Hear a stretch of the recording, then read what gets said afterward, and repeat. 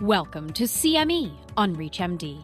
This activity titled Expert Answers to Common Questions about MET Exon 14 Skipping Mutations in Non-Small Cell Lung Cancer is developed by Axis Medical Education and is supported by an educational grant from Novartis Pharmaceuticals Corporation. Before starting this activity, please be sure to review the disclosure statements as well as the learning objectives. Here's Dr. Mark A. Socinski. Welcome. I'm Dr. Mark Socinski, Executive Medical Director at Advent Health Cancer Institute. I'm joined today by Dr. Karen Reckamp from Cedars-Sinai and Dr. Patrick Forde from Johns Hopkins University. Today, we will be discussing and answering questions that were asked by clinicians during a recent educational series on advances with selective MET inhibitors in MET exon 14 altered non-small cell lung cancer. Our questions today will focus on three main topics. Number one, identifying MET exon 14 skipping mutations. Two, patient and treatment selection. And then three, safety and adverse events. So first, just a very brief review of current guideline recommendations for molecular testing. Obviously, in advanced stage disease, we now have 9 or 10 biomarkers in which the FDA has FDA-approved therapies for. So it's important to employ a comprehensive, broad-based platform to make sure that you cover all of these potential targets at the time of initial diagnosis. So since we're focusing on the MET exon 14 skipping mutations, I want to ask Dr. Reckamp with our first question. So what's the rate or incidence of these mutations, and what's the optimal way to identify them? Thank you, Mark. So MET exon 14 skipping mutations occur in about 2% of patients with non-small cell lung cancer. And there's a multitude of mutations that can occur, and these can sometimes be larger mutations in the juxtamembrane domain. And so it's really important to do a broad-based next-generation sequencing method to evaluate for these mutations. Preferably, we're using hybrid capture to identify these, and even more so, RNA-based methods can often identify these alterations more frequently than DNA-based methods. This is not to be confused with MET amplification. And MET amplification can occur in about 20 to 30% of those patients who have tumors with MET exon 14 skipping mutations. So they can co-occur, but they are separate types of alterations. Patrick, anything to add to Karen's comments? I think with all the different modalities we have for testing at the moment, I think having a clear idea of what we're looking for when we send the test is going to be important. And also for our colleagues who are providing the results to us to make it clear to us as practicing physicians what a specific result may mean for that patient. Yeah, so Karen, you mentioned the term both DNA and RNA NGS platform. Obviously, one should be familiar with what platform you're dealing with. And if it's just a DNA-based platform, how important is the RNA component to kind of cross-check this if you have an initial negative result? There will definitely be some false negatives if you use just a DNA-based platform. And so with a negative result, moving on to an RNA-based platform would be ideal. Many of the platforms do incorporate RNA-based sequencing from the beginning upfront. And then the other option is liquid biopsy if there's insufficient tissue. And we know that older patients tend to get MET exon 14 skipping mutations. The median age is in the 70s. So sometimes doing an extra biopsy for extra tissue is not feasible. And so liquid biopsy is an option, but you have to know that there's up to 30% false negative rates for liquid biopsy. So Patrick, is this something you commonly do in your practice? I think our focus primarily has been on tumor testing. So at our institution, we do a DNA-based test, which is broad-based, as you mentioned, covering about 500 genes, but focusing on those important ones that have actionable implications. And allied to that, we have a more limited RNA sequencing panel, which covers about 250 of the most well-described fusions, including MET exon 14 skipping mutations. So sometimes we will get a positive result on both. I think the main role at the moment in terms of newly diagnosed patients where I use a liquid biopsy is for those who do not have enough tissue for one or both of those methods. And I think that's not an insignificant number of our patients for the reasons Karen mentioned.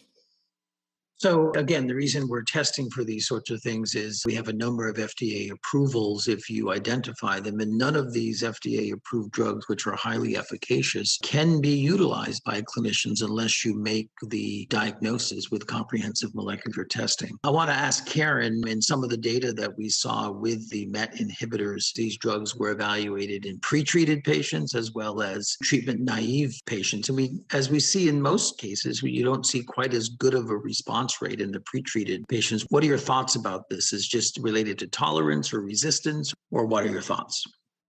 I think that for some of these patients, it may be about the tolerance, again, because we are looking at older adults. Some of the data, it's smaller numbers, and so the response rates also may even out a little bit as numbers get higher and they're treated for longer periods of time. But there is potentially a slight benefit to treating in the frontline setting, and so that just highlights the need to do full next generation sequencing upfront for patients so that we can treat them with the appropriate, most beneficial therapy as the first line setting. But again, I'm not certain what causes that difference. Generally, when these targeted agents work, they work. But MET also has a number of co-mutations that may cause differences in efficacy. And so I don't think we quite understand some of those differences that we see. Very good. So we saw, the response rates broken out by several different categories, smokers versus never smokers, and also identifying this particular abnormality either in tissue versus plasma. So I'll turn back to Patrick to say, what are your thoughts about the response rates in these different subgroups, and particularly not necessarily response, but some of the PFS OS data with regard to identifying on tissue versus plasma? I think what I saw there in terms of significance, patients who do have a tissue-confirmed alteration do tend to have a longer PFS and do somewhat better with these agents overall. And I guess there's a few things we could postulate about that. One is perhaps there's some subclonal element in plasma, which we're picking up, which may be subclonal, not necessarily in a single biopsy taken. And perhaps in a tissue biopsy, you're looking more at a clonal mutation, which is driving the tumor to grow across multiple metastatic sites. But I thought that was an interesting finding, and I think more broadly in terms of MET-altered tumors, they're probably a more heterogeneous group than we see with other driver mutations. For example, with ALK or with ROS1, we rarely see those occurring in smokers, whereas with MET we can. And there can also be implications for other forms of therapy for MET. For example, patients who have PD-L1 high MET-altered tumors who are smokers can actually have benefit from immunotherapy as well. So I think it's a complicated group of patients and needs a lot of nuance in terms of how we manage them. Yeah, just to build on that, Karen mentioned the false negative rate with plasma. And one of the other, hypotheses would be related to the bulk of disease. And if you find it in plasma, of course, we don't understand much about shedding of tumor DNA and these sorts of things. But if you find it in plasma, do you think that bulk of disease may be one of the other variables why you might see a difference? Yeah, I think that's quite possible. So it's one metric. I think those patients who are detectable in plasma almost certainly have more advanced disease on average than those patients who are undetectable and perhaps have progressing disease at the time of the sample taken. So that could influence PFS as well. Yeah, true. So Karen, we're going to give you the toughest question here. So how do you choose whether to give capmatinib or tepotinib as first-line treatment?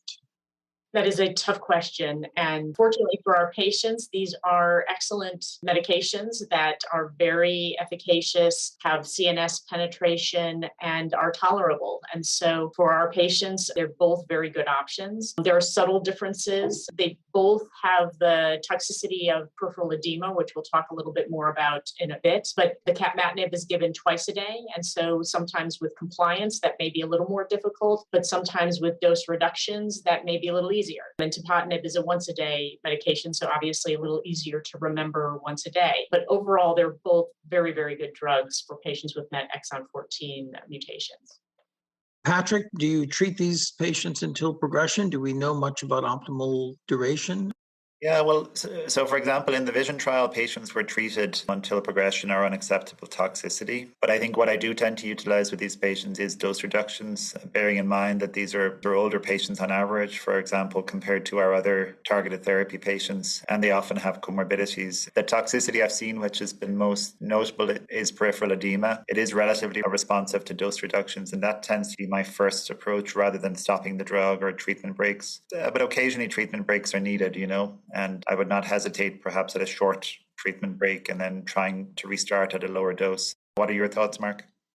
No, that's similar. I think sometimes a short break can help with some of the toxicities that we see. We still, as Karen, I think, alluded to, we still don't have a good sense of why the edema occurs and the optimal management strategy for it. But I do think both, as you point out, Patrick, the combination of dose reduction, sometimes if disease is controlled, giving them a little break from treatment can be very helpful in terms of tolerating these sorts of things. So moving on, let's get back to Karen. It's quite rare. We've all probably in our practices had a few patients in which you encounter multiple oncogenic drivers on these sorts of situations. So have you seen that? And if you did see it, how would you think about the management of those patients?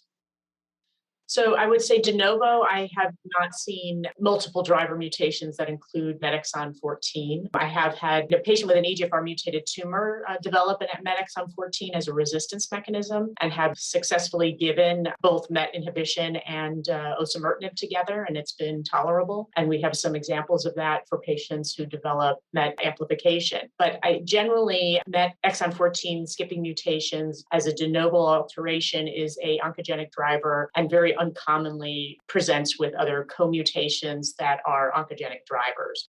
There are co-mutations that may affect efficacy, and again, the presence of amplification or even protein at the time of diagnosis may have some indication of what the response will be, deeper or prolonged. But generally, it is an oncogenic driver on its own.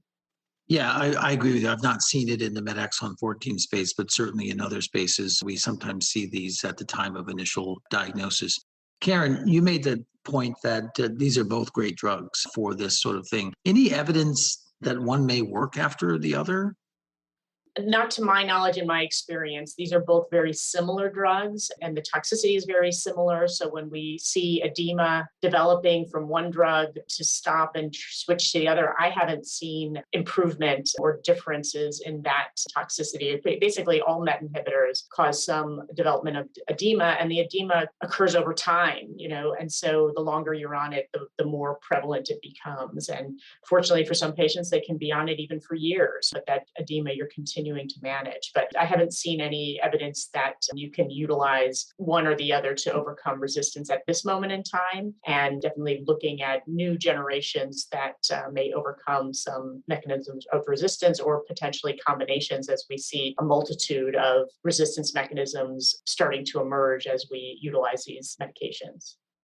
Yeah, I guess this is the one thing that stands out about this class of drugs is the edema. And as I mentioned before, the pathophysiology of that in optimal management remains somewhat elusive other than the common sense sorts of things. We also see a little bit of GI toxicity with these sorts of things. But I wanted to get back to Patrick and say, for those patients who you suspect interstitial lung disease while on a MET inhibitor, is this a drug-specific side effect or class effect? Would you re-challenge patients if they've resolved, or what are your thoughts about the ILD issue?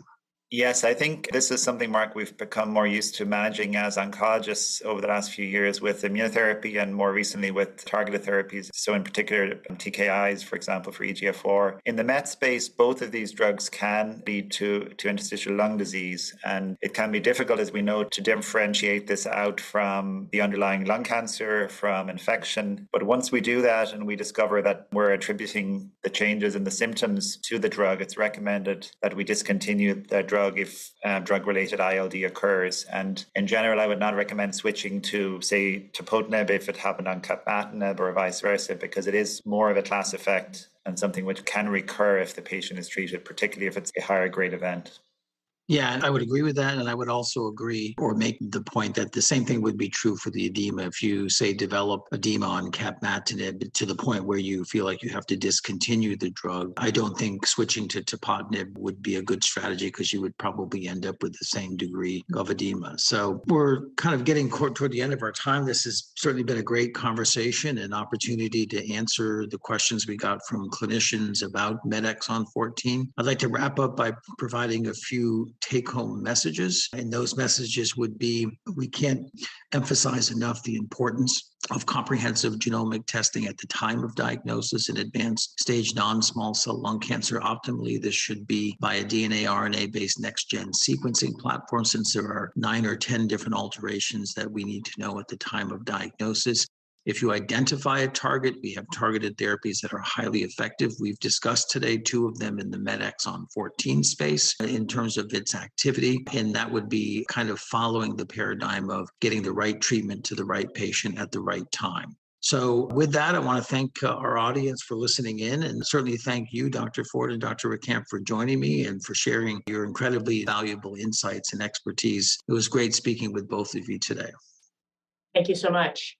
Thank you so much. You've been listening to CME on ReachMD. This activity is provided by Axis Medical Education and is supported by an educational grant from Novartis Pharmaceuticals Corporation. To receive your free CME credit or to download this activity, go to reachmd.com/CME. Thank you for listening.